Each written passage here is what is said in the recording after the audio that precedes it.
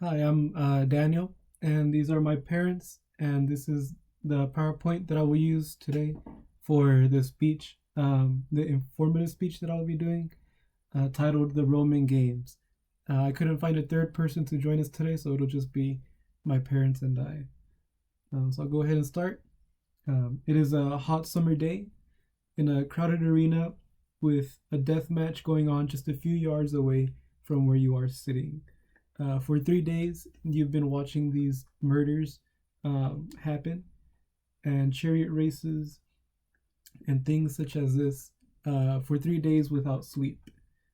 This was commonly known as the Ludi Games or the Roman Games in our language. So we'll go ahead and dive a little bit into what these games were and what they meant to the Roman society. So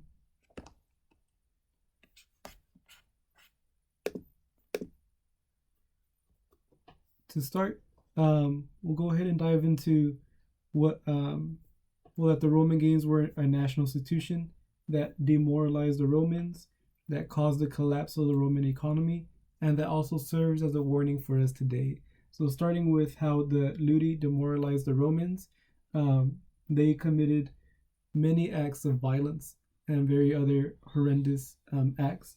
For example, in the largest naval entanglement under Cornelius, 1,900 soldiers or prisoners were used in that reenactment of a war, and a majority of them died in that arena in that one day, and a few were granted their freedom. Other than that, there was also bestiality, where they'd have animals, they'd train them so that they would rape women to reenact many mythological scenes. And they also uh, committed very horrendous acts of murder. So is depicted here.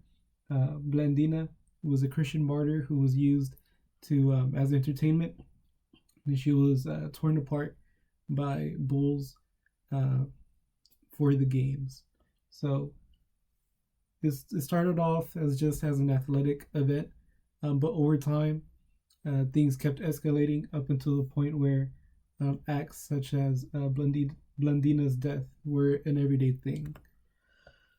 So moving on to how it became the collapse of the economy. Um, Games first started with a couple dozen through the year, and over time, they developed more and more until they became an everyday thing year round. So there was never a day without a Roman game at the height of its popularity.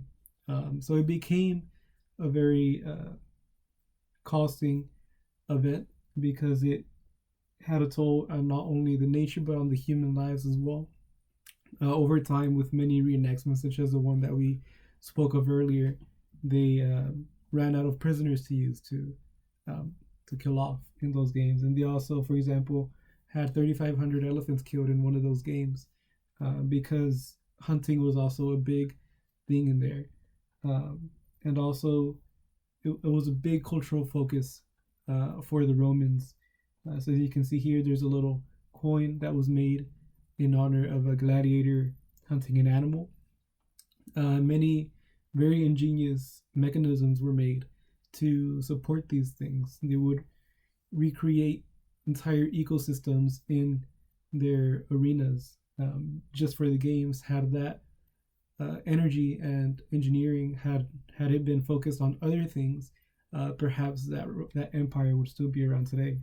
But as we know, such a powerful empire was eventually defeated in large part due to the collapse of their economy and the society that they had.